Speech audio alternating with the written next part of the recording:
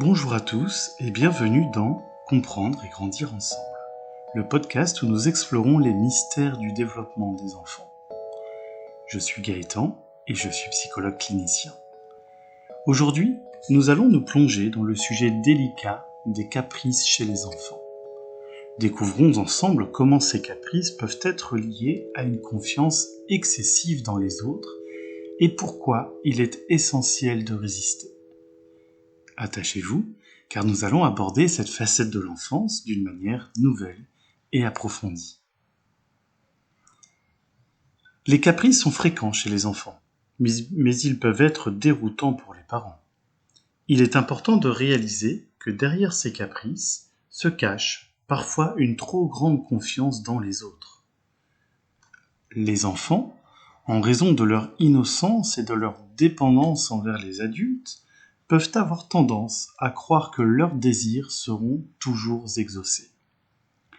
Cette confiance, que l'on nomme excessive, peut les conduire à utiliser les caprices comme un moyen pour obtenir ce qu'ils veulent. Car ils pensent que les adultes céderont facilement à leurs demandes. Il est donc crucial de faire la distinction entre les caprices et les besoins réels de l'enfant. Les caprices sont des comportements manipulatifs utilisés par l'enfant pour satisfaire ses désirs immédiats. Tandis que les besoins réels sont des nécessités émotionnelles et physiologiques qui doivent être comblées. En tant que parent, il est essentiel d'apprendre à différencier ces deux aspects afin de répondre adéquatement aux besoins authentiques de l'enfant et de ne pas céder aux caprices qui renforcent cette confiance excessive dans l'autre, cette idée que l'autre doit nécessairement tout nous donner. Résister aux caprices est donc un acte d'amour envers nos enfants.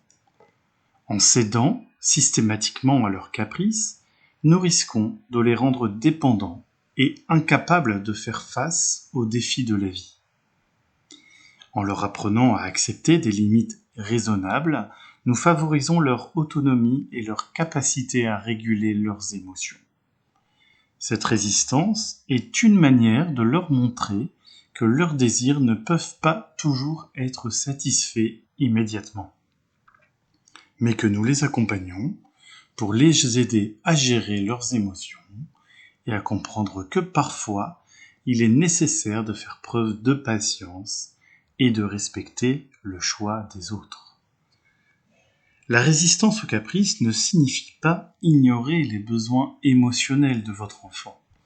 Au contraire, c'est une opportunité de lui montrer que nous sommes toujours là pour l'écouter, pour le comprendre et l'accompagner dans ses émotions. En instaurant un climat de confiance et de communication, nous aidons l'enfant à développer une confiance saine envers les autres, basée donc sur l'empathie, le respect mutuel et l'acceptation des limites. Voilà, nous avons exploré les caprices chez l'enfant d'une manière un peu plus approfondie, en mettant en évidence la relation avec la confiance excessive chez les autres.